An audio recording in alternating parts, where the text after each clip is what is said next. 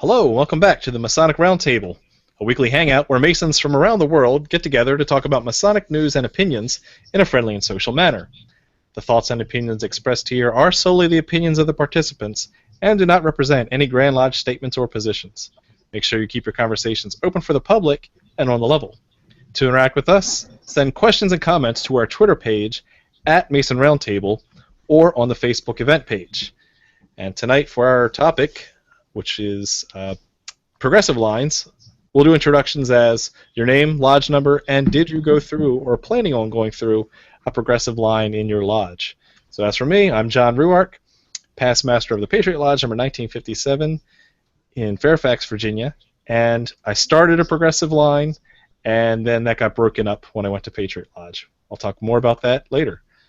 Moving to Juan Sepulveda. Good evening, everybody. Juan Sepulveda. I am a current member of Orange Blossom Lodge number 80, and I was part of the officer line at Eola Lodge number 207 in Orlando. And I'll tell you more details ahead. Thank you, Juan. Robert. Robert Johnson from Waukegan Lodge number 78, where I am the current sitting master, and I went through a progressive line. And despite that, you still got elected. I did. And last but not least for right now, Jason Richards. Hey everybody, Jason Richards, Junior Warden of Acacia Lodge number 16 in good old Clifton, Virginia. Big time Clifton, Virginia, since Nick isn't here yet. And I did not start in a progressive line per se. I jumped in as senior deacon, but I anticipate riding the wave of progression up to Worshipful Master for the year of 2017. Woohoo! Big year. I also am not in a progressive line at Patriot, as I went from the musician and was demoted down to the Tyler. Womp, womp. You better get out. They wanted me outside the door. I was causing that much trouble. Alrighty. Let's go right into Masonic news. We have a big one that just dropped in Reddit today, which is the fact that the Michigan Grand Lodge has declared the Widow Sons organization clandestine. Now let's talk about what the Widow Sons is. It's a Masonic Motorcycle Riders Association. For those who aren't familiar, Masons who like to ride bikes have formed for many years in the past a group called the Widow Sons. Makes sense? You like to get together. There's lots of clubs and groups. However, I guess due to reasons that weren't very clear in this article, people seem to find it a little offensive. I don't know. What are your take on this? What have you read? What have you heard? Well, I wouldn't call this an article, first off. Yes. And the validity is immediately thrown into question as the poster misused an apostrophe in his last sentence of his post. But that is neither here nor there. Watch the grammar episode, please. It's on the internet. It must be true. Yes. I do know that if this is in fact the case, the Michigan Grand Lodge is not the first Grand Lodge to declare the Widow Sons clandestine. I believe Texas also did that several years ago. Also, other Grand Lodges have also had issues with the shrine as well. So, is there a pattern here, guys? What's going on? Nick, what do you think? What do I think? It's one of those that this is always going to be one of those situations in which a Grand Lodge is concerned about the actions of its members, and most of them have rules where if a organization is using Masonic affiliation, the Grand Lodge usually says we get to make the decision on if it's allowed in the state or not. Now, whether that's right or not, for me, it's one of those. It always is a little bit suspect, only because let's say a bunch of Masons want to start a video club, right, where they just watch sci-fi movies all the time, right? Do they really have to go to the Grand Lodge just because they call themselves a Masonic nerd club? I don't know. But I think it's the price that they pay to be quote unquote official. I guess. You know, this has been an interesting situation where I had mentioned this on the Whence Came You Facebook page, and one of the first people to comment was Brother Charles Harper, who is a motorcycle rider. I don't know if he is a widow's son or not, but his comment was, you know, he's wondering if there was fallout from the events in Texas this last week with the shootings and the gangs down there with this quote-unquote bikers club. You know, he's wondering if it's fallout from that. Are they making rash and hasty decisions based on the public's perception? No Grand Lodge has ever done that. Yeah.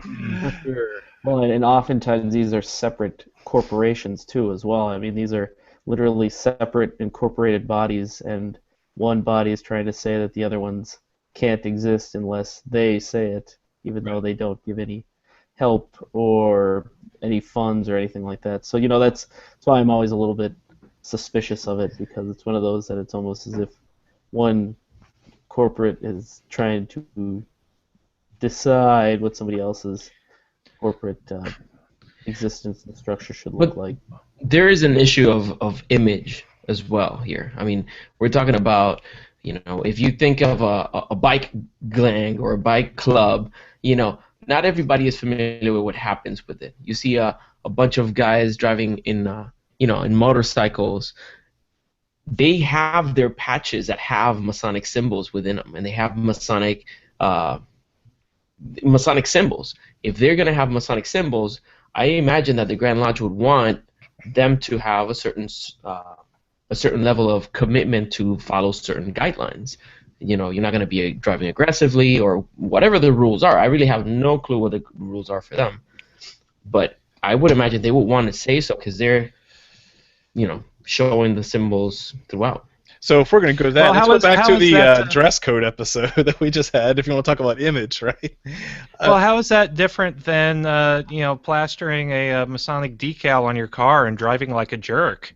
Yep. Right. Well, okay, so in New England, somewhere, I can't remember, I am probably wrong. I want to say Connecticut, but it's probably not. No, it was the Rocky Mountain something. They passed a thing for guidelines for Mason. Yes. Okay. So if you know you're talking about putting a public image out there on social media, everybody can see it. Maybe they're concerned with that kind of perception. I don't know. So obviously something had to trigger this. It just kind of came out of nowhere, and they've made it a unilateral decision on this. So another thing to think about is the effects of their decision, right? There's a lot of unintended consequences that come with any, you know, sweeping changes like this. But reading the text, it seems like, you know, if you're associated with the widow's sons, then, you know, basically you could be brought up for Masonic charges, right? It's kind of how it reads. Yeah. Well, it's the Grand Lodge's prerogative to do so.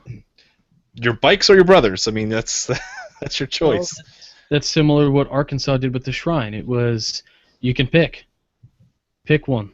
You know, you can be a Shriner, you can be a Mason, you can't be both in this state. I'm sure this is a news that we're going to continue to follow. There's a lot of unanswered questions. I mean, of course, we're going on a lot of speculation because really the details are vague, and the source is, you know, no offense, Nick, but it's Reddit. You know, it's just someone's opinion. It's the front page of the internet. Exactly. Well, that's the thing, though. I mean, you know, if you don't want to be, you know, holden under the laws of your Grand Lodge, then, you know, don't become a Masonic affiliated organization. Well, conversely, you also don't have a choice either. If you live in that state and you want to be regular, whether or not you agree with the decisions made at the top, and those decisions can be made at any time, not just based on historical precedents, but on the whim and will of the Grand Master. Suck it up, Buttercup. Now you have to follow those rules. Yeah.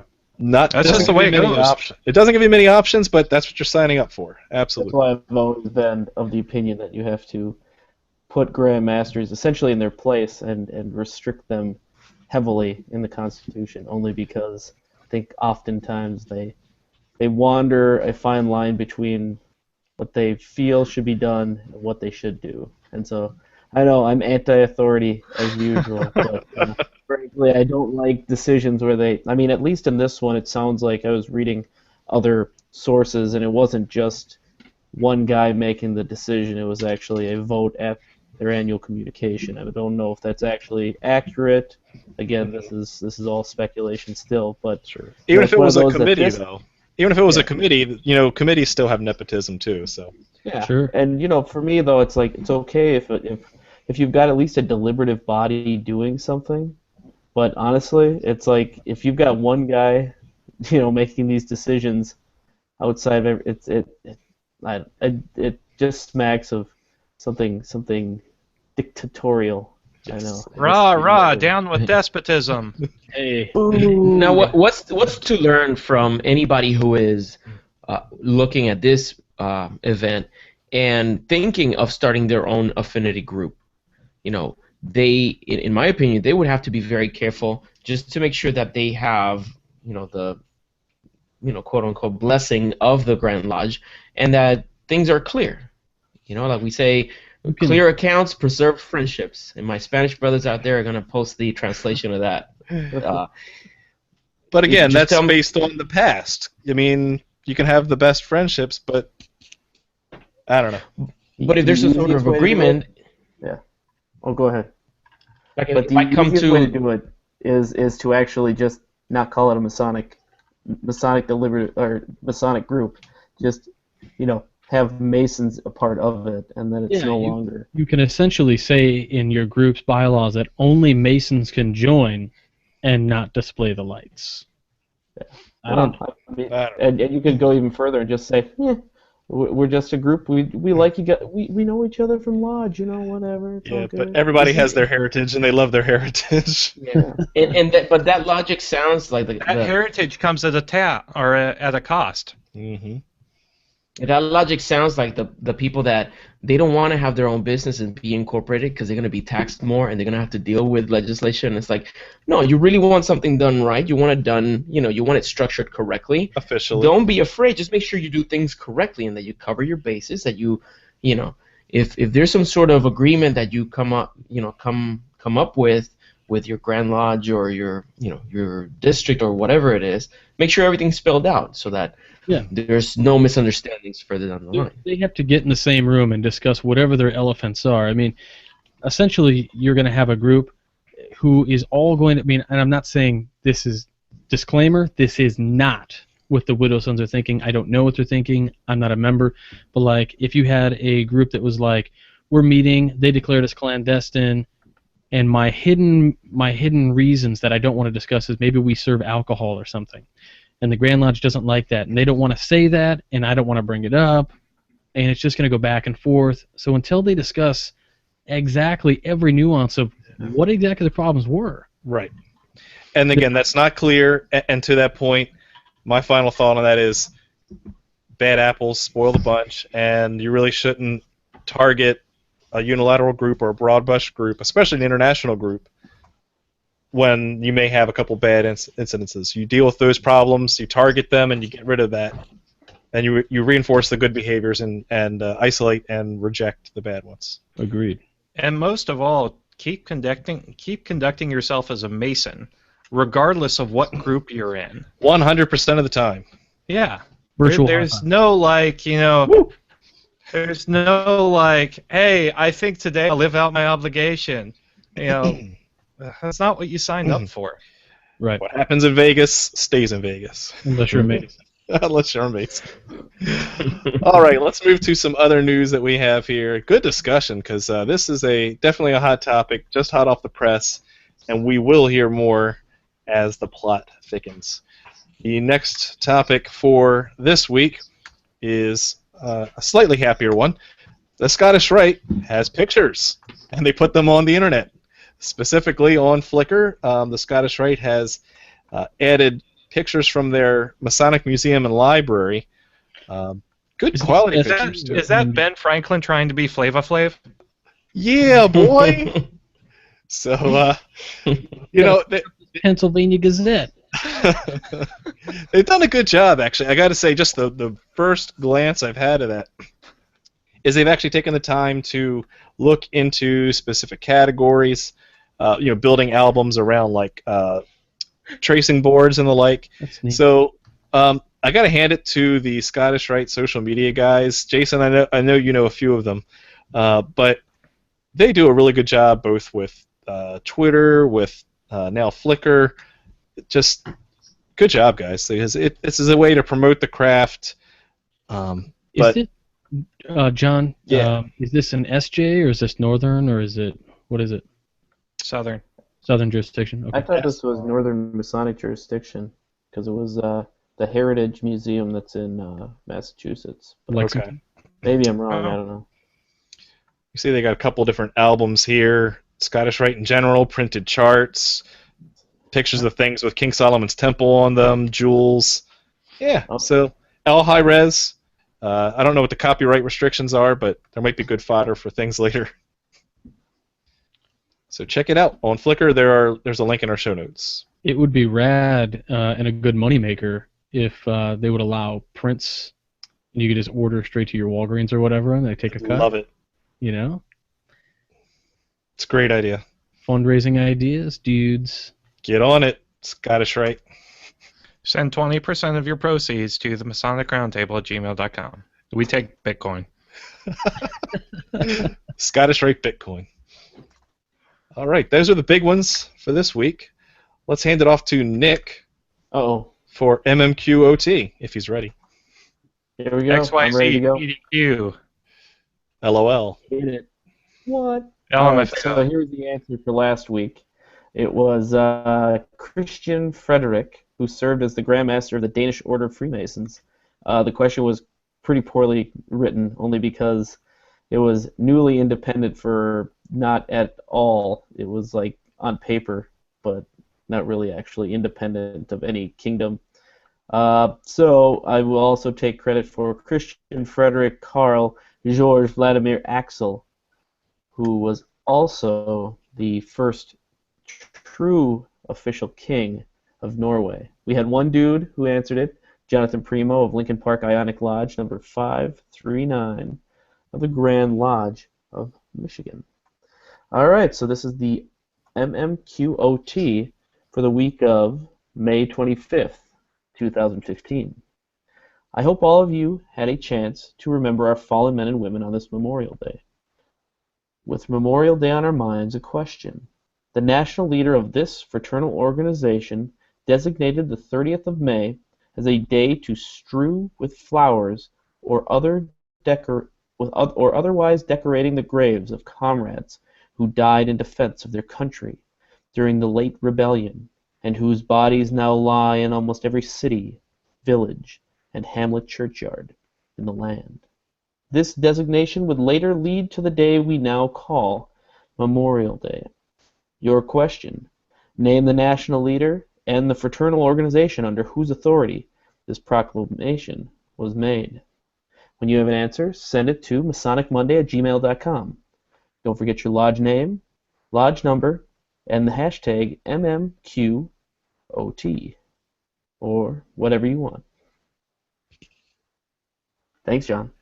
Thank you, Nick. All right, now let's get into the meat and potatoes of today's episode, which is progressive lines. What is progressive line? Well, I'll kick off a definition and let anyone else jump in to shape that, but the short version is that the officer's line, there's a seniority to it, and it's often a common practice for junior members to get practice in earlier chairs and to be elected democratically, but in order of the chairs, so that way people just kind of move to the next chair up, year after year. There are pros and cons to that, many of that which we'll talk about tonight. Anyone want to add to the definition of what a progressive line is? Well, the idea behind it is that each respective chair has its own set of responsibilities. As you go through the responsibilities sequentially, or the chairs sequentially, you increase in the responsibilities, and you also learn the ritual of that chair, so that by the time you are master, you know all of the ritual per se, and you have built up the responsibility to the point where it's not horribly overwhelming as master. Mm-hmm.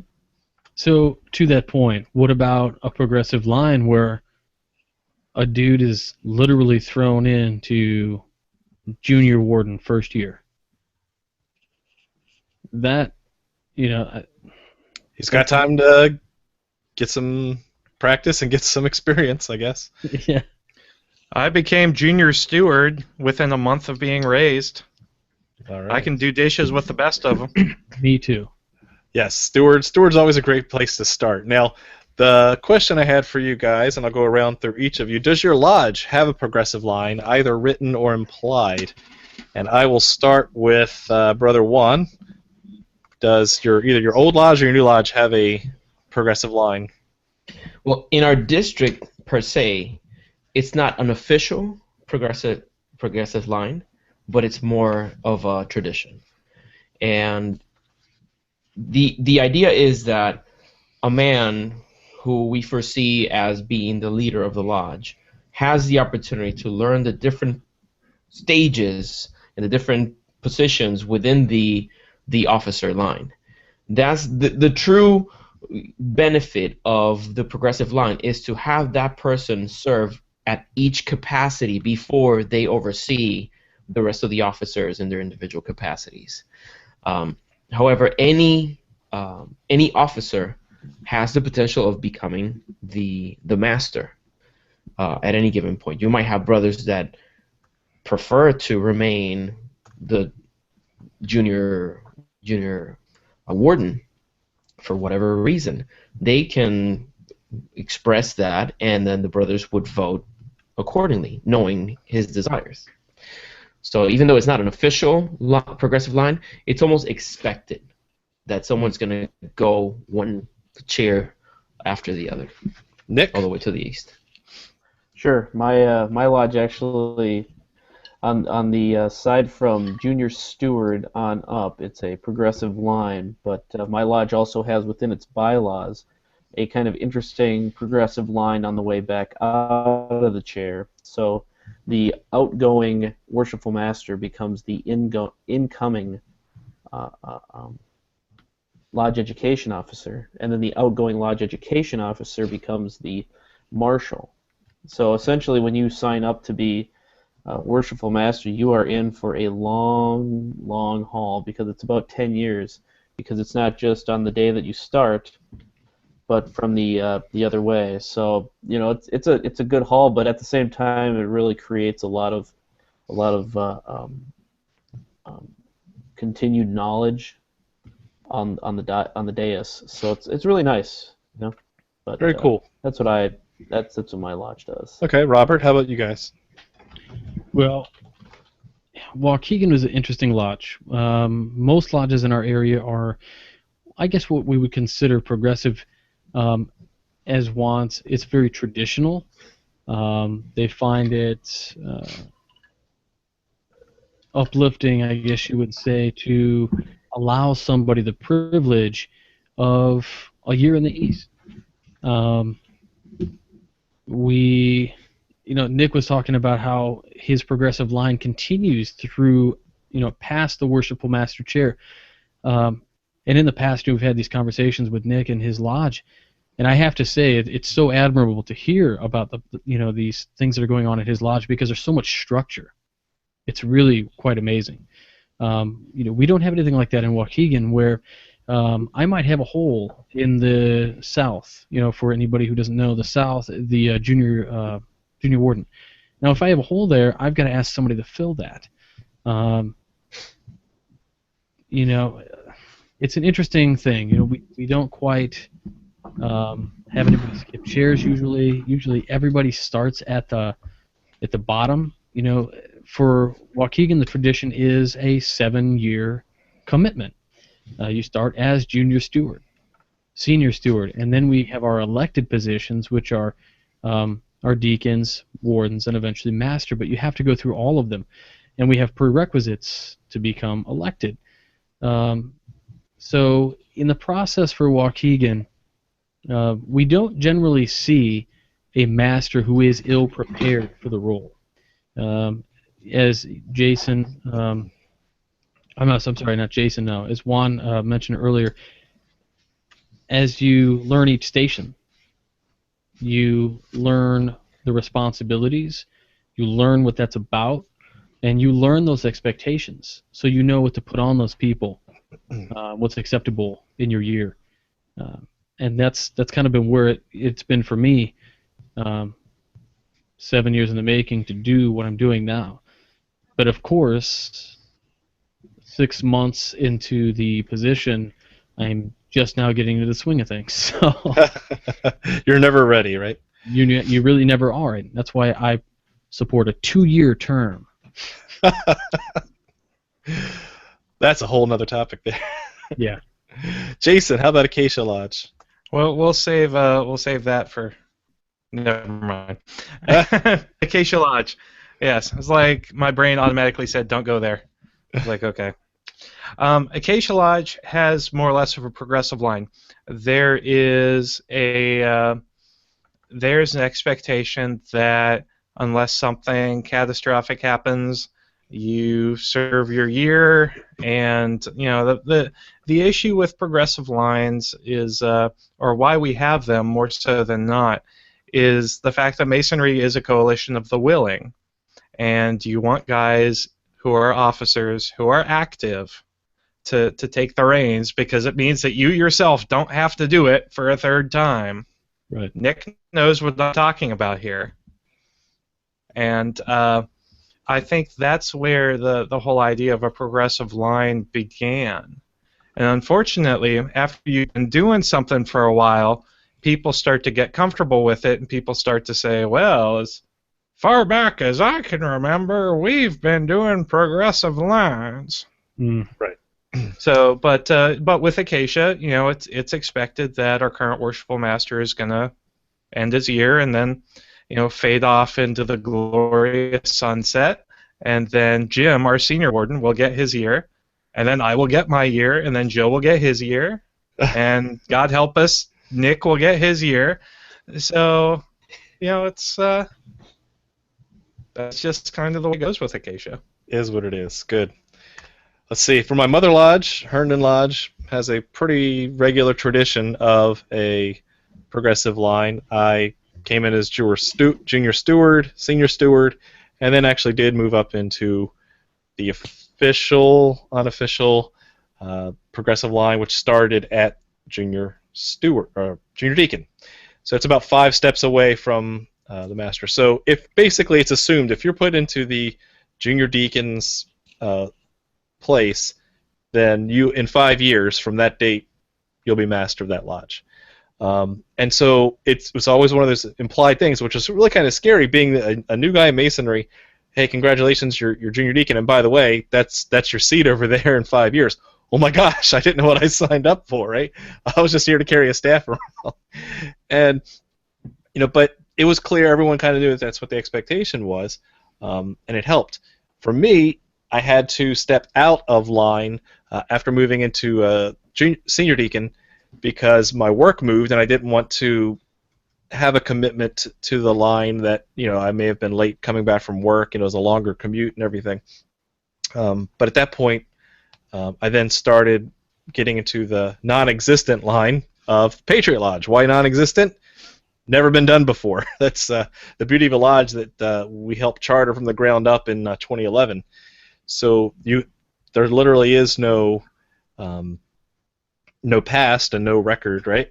And we'll get into that, because I think that leads into my next question, which, what has your experience been, specifically even to the original question I asked in the beginning? Have you gone through a progressive line, and or are you planning on doing so in your current lodge?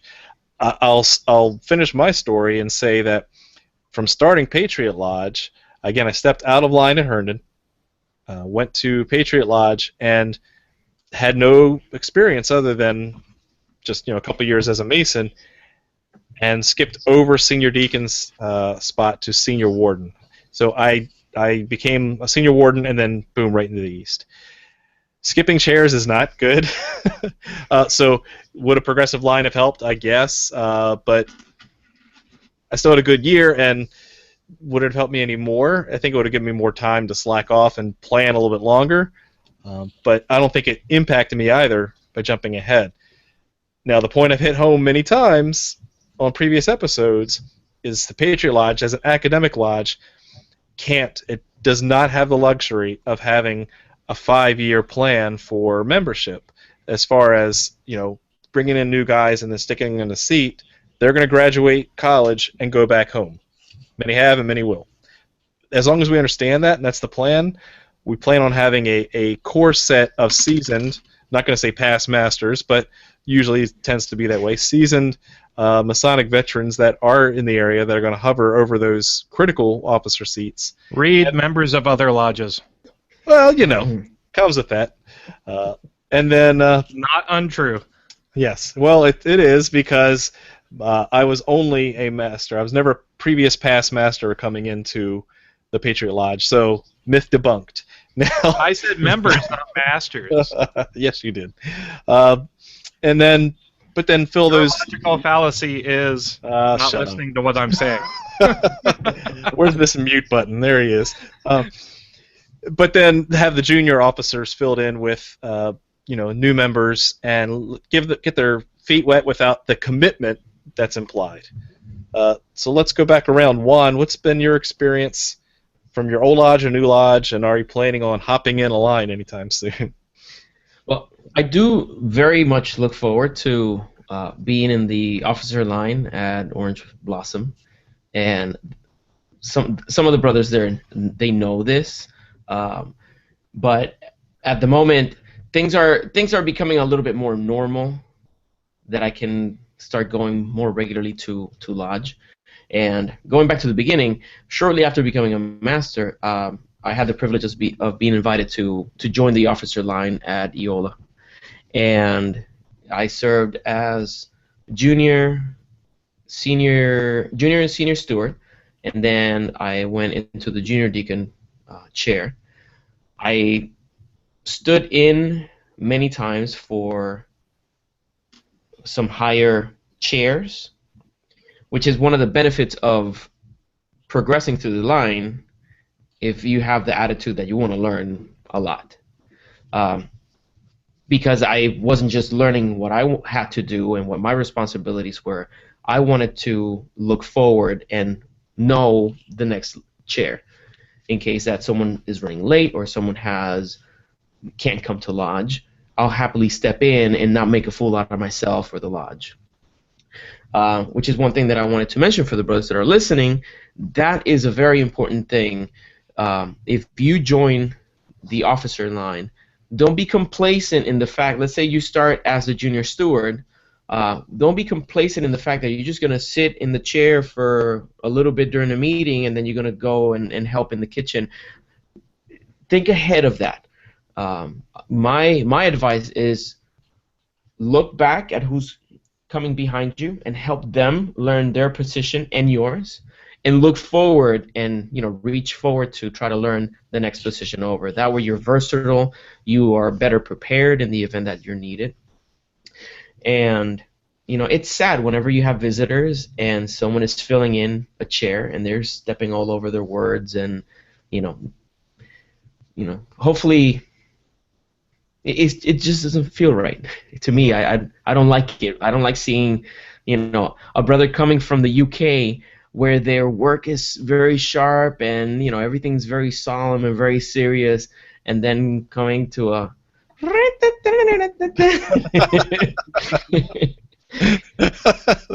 think it's the best explanation I've ever heard of that kind of lodge.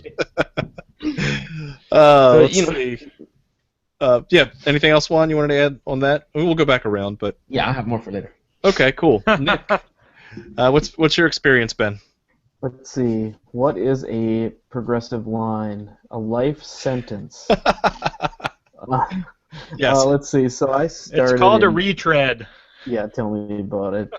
Yeah, that's when the car goes over you and then back, right? I mean, that's The reach. tread, boom, right? Anyway, I started in the progressive line as the senior steward, like literally, I don't know, 5 months, and then I was bumped up to junior warden. And and I'm going to show it now just because I think it's that important. I got lucky that when I was in the South, they had just completed a lodge leadership and management notebook at the Grand Lodge level, and it was fantastic. It's this resource that you could just uh, it had just about everything you need. It explains what everybody's job was, what you should be doing, how you should prepare, and so I used this thing like it was like it was a Bible. I mean, it was just fantastic. So, it's one of those that I've been in progressive lines, and I still am in a progressive line because after I was done with master, all of a sudden I was elected against my will. I mean, elected to be high priest, and then it happened again. So I was serving 2 terms as high priest, and then finally we made the line happen because we got a bunch of new guys in, and so it worked out that way. But then council happened, and I was again put into a line, and then and then when we moved the commandery, I was also put into a line. So I finally am finishing up all the York right body lines, but then of course I am now the junior warden of my AMD council. So as I said, it's a life sentence, and I don't know, it's one of those. Luckily, it's very much the same work as you go through. It's like you go here, you're in this position. It's pretty much similar to everything else you've done. So, if you're principal conductor of the work in council, that's the same as junior warden. So you're planning the dinner, which is the same as the guy who is the scribe in the chapter who's planning the awards dinner, and I mean, it's all the same. That's the one nice thing. I mean, if you're the the captain general, you're planning out the Christmas observance. So I mean, luckily, in just about every body I've ever been in, the lodge offices are usually doing the same exact work, just with a different name, and you just have to memorize more. So like, Well, that helps. I have so many times where I'm like using a commandery thing in lodge, and then lodge in council, and council in chapter, because I've had to learn so much ritual just to have to go through all these lines. And so it's good though. I mean, it's one of those that when you have that kind of institutional knowledge, I guess it's just you can just carry it on to the next institution, and you're not having to relearn everything. But and to be honest, I was a terrible steward. I was terrible. I was the guy who would bring the cookies. Hot dogs. Nice. I was terrible. Fresh And baked so, cookies right But- from Walmart, baby. But you provide an interesting experience too. Of progressive line is also for those appendant bodies too. Mhm. Yep. Robert, how about you? What's your experience been? It's been mostly positive. Quick question for you, John. Are we going to talk about the non-progressive line tonight as well? Are we going to talk about pros and cons at all? Game on. Yeah, that was going to be my final wrap up. Is Nail. What do we get out of it? What don't we like? Yep. All right. Well, I'll hit that later then. But Okay. for this, I came into the lodge, and I was raised a Master Mason, and I wanted to get involved, and I didn't know to what extent. I don't know how lodges work. I don't know how you get elected to be master. I thought, you had to be, Grand Poobah, 99th degree. What I don't know yet, right? So the guy in front of me actually had suggested, like, yeah, you should tell the guys that you want to get in line. I said, okay, cool. So I spoke to the guy who's going in to the east in, let's see, I was raised in January, February, March, April, May, June. So like June, I think I was raised, June or July of '08. And by November, I was going to go in. And, or I wasn't going to get in this year. because the line was full. It's a great problem to have, guys. Yeah. Just so you know. It is. Yeah, definitely. And so one of the guys, though, had a family issue where he was going through some things and he had to drop out of line.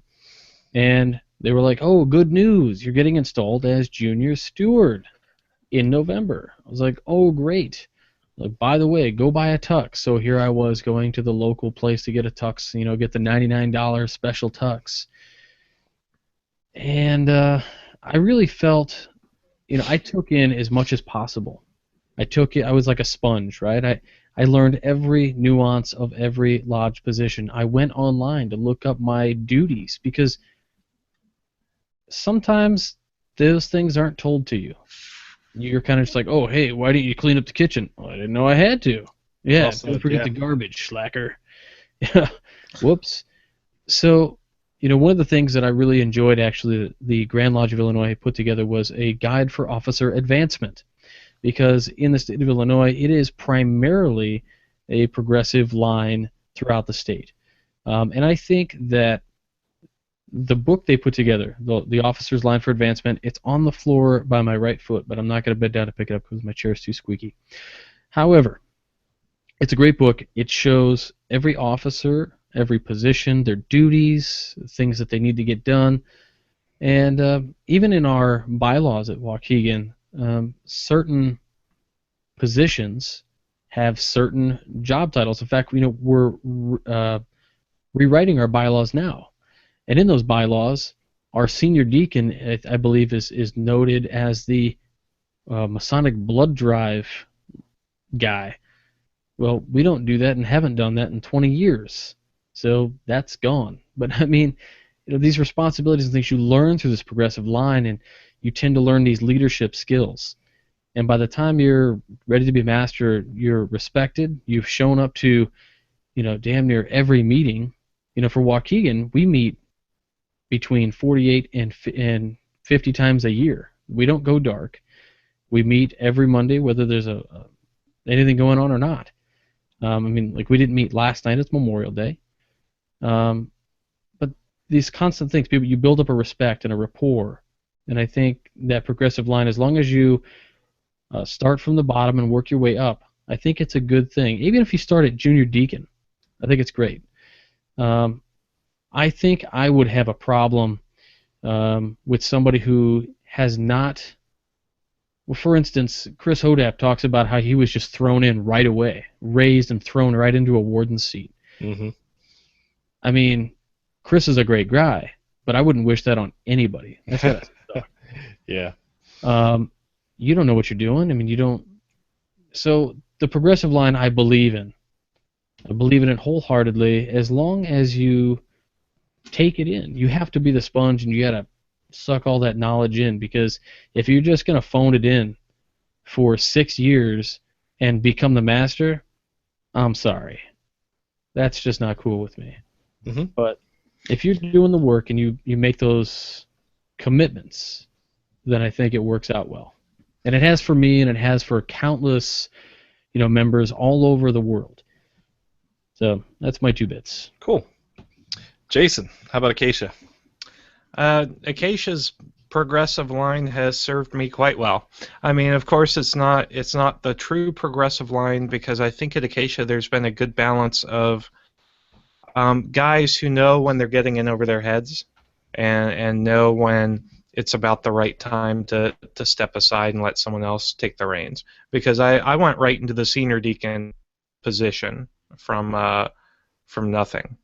And you know what? The guys we have in line are fantastic guys. And if one of them needs to drop out for whatever reason, the lodge will take care of it.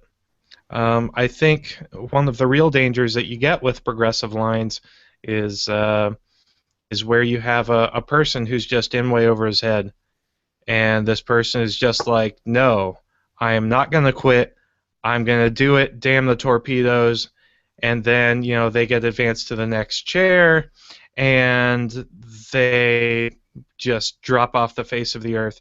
And the lodge is sitting there picking up for their junior warden, senior warden, worshipful masters lack of being there. And that is the worst thing that you can do for a lodge. It is the easiest way to cause damage to your brethren and your lodge, just not quitting while you're ahead.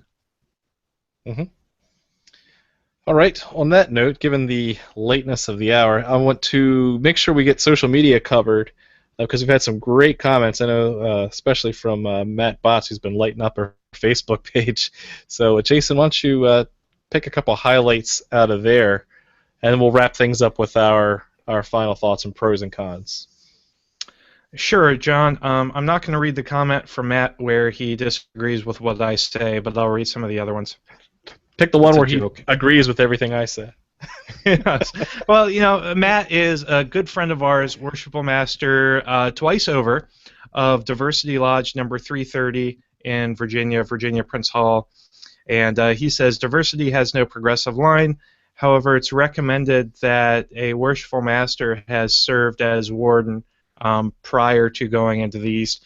But they've had brothers go from senior deacon all the way up to Worshipful Master due to members' military obligations.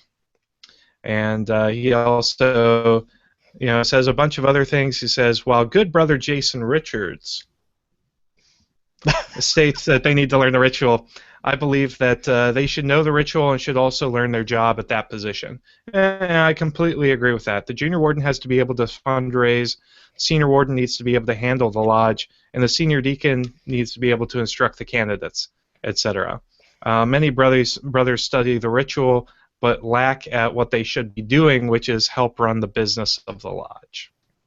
Yeah, I mean, that's a good point, just in general.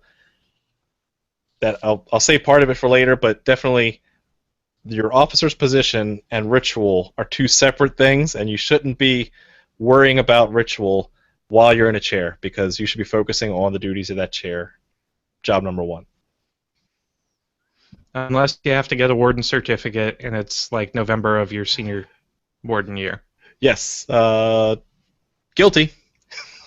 So, Matt has also said there are... You really need to know yourself first and foremost.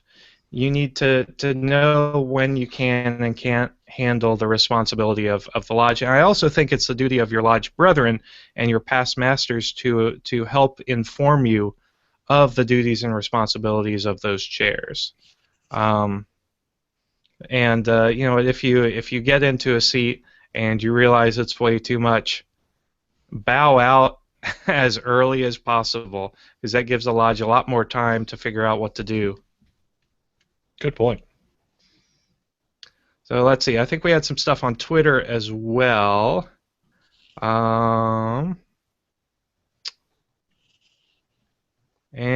no, we don't. Okay. So it's really been Brother Bots lighting up Facebook. We also had Brother Joseph Schultz, our good friend from Delaware, who said in our lodge, the officers from the senior deacon to senior warden need to attend Grand Lodge leadership workshops before they advance to the next chair. So that's interesting. Mm-hmm. I know that Nick was showing off a lodge leadership booklet in Minnesota. Virginia has a similar thing. It's not mandatory yet, but all signs point that it might be in the near future. But yeah, those are definitely good resources to have as far as official guidelines from the Grand Lodge of what to expect.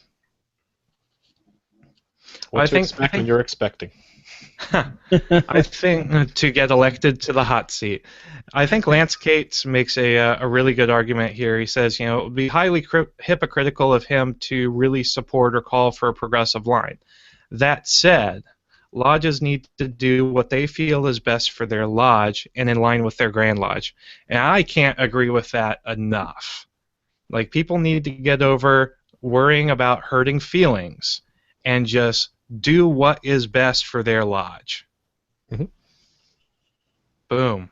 There it is. And that brings a point. Nothing should be a surprise to someone who is in the officer line. If you are the master of the lodge and you don't think that another person within the line is not doing their job right, they're not taking their responsibility serious or not committing enough to them, speak to them. You know, how many times do we go around, you know, beating around the bush? It's like we're supposed to be able to speak with one another. Listen, Yeah. you got to step up your game because, you know, it's not working. You know, elections are coming, and, you know, do you think maybe you should do another year in that position so that you can do it correctly, or would you be okay if somebody else, you know, continues ahead? You know, speaking, you can get so many things solved. That's when it gets really ugly. When then no one has the courage to come into a brother and let him know, listen, you're dropping the ball, but they go behind their back, electioneering, and enough of that. Hmm. That's for another day. Sounds like a good point for later. Yeah. Anything else, Jason? That's a good summary? That's about it. All right. Well, let's start going around the horn to final thoughts, which include your pros and cons of the progressive line construct, when people didn't go through progressive lines, and any of the final shameless plugs you'd like to add as well. I will start with Nick Johnson. Yes. All right. So I'm looking for an interesting thing that's in my Grand Lodge's code about just what Juan said. There's actually, trying to remember where it is, but there is a spot in our code that says that you can't do electioneering for lodge positions. To solicit votes for election of lodge officers at any time or place except that time of election of officers, formal nominations are permitted. So it's kind of interesting. We actually are not permitted to solicit votes, which is, completely, it pretty much eliminates the idea of having like an open election for officers. So it kind of presupposes a progressive line almost, in that case. I mean, formal nominations are permitted, and for me, I think the progressive line is a very good tool. I mean, it's a tool, so sometimes you can use it wrong. You can use a hammer incorrectly too. But I think it's a fairly good tool that if it's used properly, and it's also one of those that you have to create expectations in everyone in the line that they need to do as much as they can, but at the same time they should also not be so afraid to step back for just like a month. And I'll kind of tell a little bit of a story, but when I was one of the wardens, I can't remember which one, I stayed for a very I'm not sure kind of a useless thing. It was pretty much the most useless meeting I've ever been to in my life. I went to that instead of going to my grandfather's 65th pin ceremony. And 2 years later, he passed away because I was so focused on being told that you have to come to lodge, you have to do these things because you are a warden, blah, blah, blah. You have to be willing to say, you know what, just like in my job, I got to take a little bit of short time, walk away for a month, and then come back. And so, frankly, it's one of those, just treat it just like a job. Do the best work you can, but work within your parameters. So, I have a blog, millennialfreemason.com.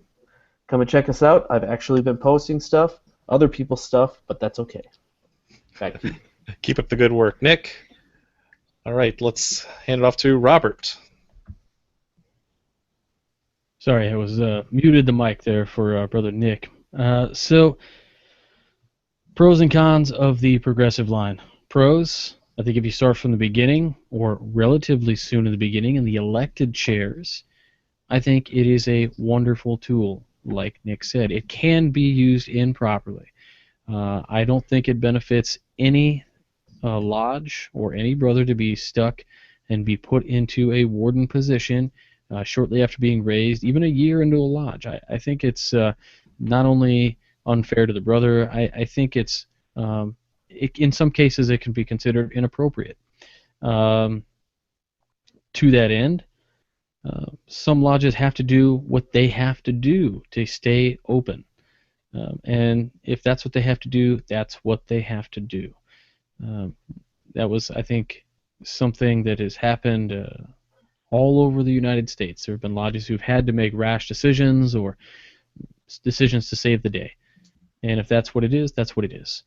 My issue with the, I guess, getting elections and things like that, we have a lodge in the state of Illinois where I actually have a brother and I who have talked about this extensively. And the issue is essentially it caused such disharmony in the lodge to have elected officers. Now, in the state of Illinois, you do have to become a warden before you can be elected to the seat of Worshipful Master. And certain lodges have bylaws. You guys have warden certificates. We just have some lodges that proclaim in our bylaws that you have to return, your proficiencies in a degree before you can hold a position. So these kind of gatekeepers to make sure that qualified individuals are going into these spots. But as far as electioneering goes, it really does cause disharmony in the lodge that we've seen. In fact, as Nix pointed out earlier, the Grand Lodge may have something against it. For instance, the Illinois laws relating to the Grand Lodge, election of Grand Lodge officers, and I quote, number 107, electioneering in any way for oneself for office in the Grand Lodge is prohibited as unmasonic, and any member found guilty of this offense shall be ineligible for office, and if already in office, shall forfeit the office held by him. Wow. So that is the Grand Lodge office. Now, Code 238, electioneering in any way for oneself for office in any constituent lodge is prohibited as unmasonic, and any member found guilty of the offense shall be ineligible for office, and if already in office, shall forfeit the office held by him. So, based on those things alone, it's almost as if we have seen the problem in the past. We are circumventing disharmony in the lodge. Now, as Brother Juan pointed out, if somebody feels they are unqualified for the job and maybe they're senior warden and the junior warden is like gung-ho, that's up to the lodge officers at the annual meeting to say, when the master maybe nominates somebody, if that's the way they're going to do it, if somebody stands up and says, when he says, are there any other suggestions, another brother can suggest, and it can be done that way. And to their face, in front of them, not behind their back, not electioneering, Sure. to their face saying, we've noticed these issues. Do you have objections? And if a brother is brotherly, if that brother is receptive to constructive criticisms, essentially behaving Masonically, I don't see any reason why he would have any issues saying, hey, let me sit here in the senior warden seat yet once more, and I will hand it off to the junior warden for the Worshipful Master seat, or any other position that needs to that happens with. That's my experience, and that's what I've talked about several times around here. But I digress. If you guys like Masonic podcasts, check out Whence Came You at 9:30 Sunday nights every Sunday. And thanks for listening to this show. Thanks for contributing to the conversation. And I just want to give a quick shout out to Masons Against MS. You guys gave me a really sweet package this afternoon. I really wasn't expecting it. I got to say thank you. Thanks for what you guys do. Thanks for raising that money. And we'll make sure that I promote you guys again when you guys do the walk again next year. Thank you so much. Excellent. All right, so we've covered, I forgot who we've covered already. We've got Robert, we've got Nick. Let's go over to Juan. All right. Well, there are a couple things that I wanted to mention about the pros of an officer line. There is a comfort in the predictability of the progression. If you know that within 2 years there's a big chance that you're going to be sitting in the East, let's say you're a father, you're a businessman, you're a professional, you can make the necessary arrangements so that all your expectations, your family's expectations are met and your lodge's expectations are met. when a kink happens in that chain of progression, things might get a little bit complicated with those things in mind. So there is a benefit to having that predictability of progression. Now, the most important thing in my mind, and I've mentioned this before in the Winding Stairs, and I've mentioned it here, there has to be a focus in having enough quorum for you to be selective as to whom you introduce into that officer line. If we have lodge meetings that only have 10 brothers and 7 of them are officers, how is the lodge ever going to have the opportunity to select one person versus another as a good candidate to sit all the way to the east? So that's where all the problems begin. We don't have enough people to be selective. So you're next. Whomever is the new candidate goes up into the line, whether we envision him ultimately in the east or not. How true. And that is very important, that whomever we introduce into the officer line, we can envision him having the leadership of the lodge at hand within a few years. Especially here in Florida, you don't have to be a warden to be elected to the east. Wow. You have to be an officer to be elected to the east. And I have seen the senior deacon move all the way to the east in one occasion. So, it's not without ripples.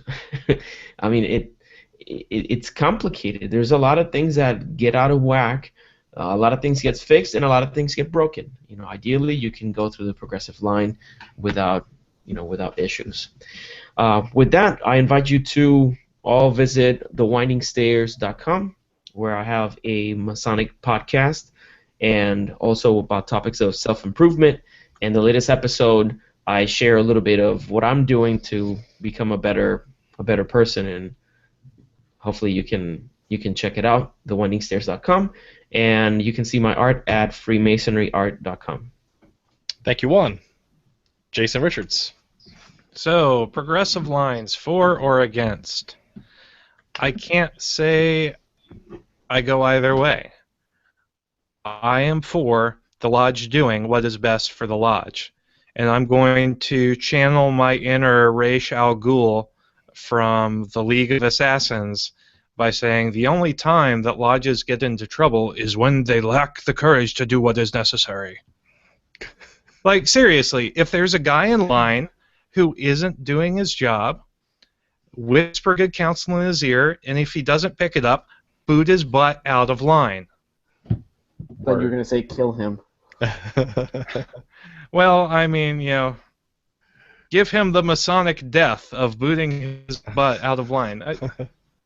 And the same could be true for a totally non-progressive line where the worshipful master just keeps getting reelected for 6-7 years. That does happen. And if the worshipful master is getting to the point where he's not open to new ideas, or he's stagnating the lodge in some way, shape, or form, it is the responsibility and duty of the lodge members to forcibly recommend a change of scenery. And I am really, really tired of people getting worried about hurting everybody else's feelings. We're all brothers. We're all bound by the same obligations, but we are bound to take care of our lodges in addition to our fellow brethren. Mm-hmm. That's all I've got. Nice. All right. So for those of you who have stuck around to the end, you're in for a treat because I've let these guys do most of the talking this episode, and by and large, Incorrect. There are. Oh, you can't do this to me. By and large, there seems to be some favoritism for it, but I'm going to go on record and say I am not a fan of progressive lines, and here's why. In my experience only, they've been a replacement for mentoring, right? We've talked about how the brothers need to be ready for the chair that they're in. There are many ways of doing that. There's lodge officer training here in Virginia. There's a myriad of resources, both personal, brotherly, and official publications from Grand Lodges to help you with that. So the fact of having a progressive line as a means to get to the East is and can be a crutch. It can be just a tool that we often fall back to because it's comfortable, because it's easy, and because it's predictable. Well, guess what? Things change. The world is changing. People's commitments are no longer 5-year commitments. If for no other reason than people's jobs are changing, right? People move quite a bit, and so you can't predict 5 years, 10 years out. I mean, that's another thing that was brought up to me was as even coming in as a junior deacon. It was a 10-year commitment. I said, 10-year commitment? What do you mean? Well, actually, when you're in the East, you're actually nominating someone to be junior deacon, so you're representing the qualifications of that brother to carry up the next 5 years past you. I said, wow, that's a heavy commitment. And so, what we're trying to do in the evolution of Masonry that I see is trying to get away from a lot of the nepotism, the old thing, the old boys network, and having a progressive line is I think a tail end remnant of that, an artifact of that. But this is a democracy. Masonry was founded on democratic values, and what we want to do is actually nominate the best man for the job. And we need to get back into doing things without electioneering and campaigning. I'm not advocating that, but definitely when you know that someone may or may not be qualified, may or may not want the position. They want to serve, but they may not want that 5-year commitment. There's many other ways of doing that. That is just the way the mechanics of electioneering and not electioneering, the voting of the officers goes. The final thought on this: yes, we're too kind, but this is the strategy of the lodge we're talking about, right? We are looking beyond our individual journey, beyond what's coming up in the next couple of years. This is the health of your lodge for the next, for near-term foreseeable future. So you want to make sure that whether you do it through progressive lines or whether you do it through voting the right guy in and mentoring them, please look out for the longer-term strategy of your lodge. With that point, I'll say good night, everyone. Thanks for watching, and keep searching for more light. Have a good night.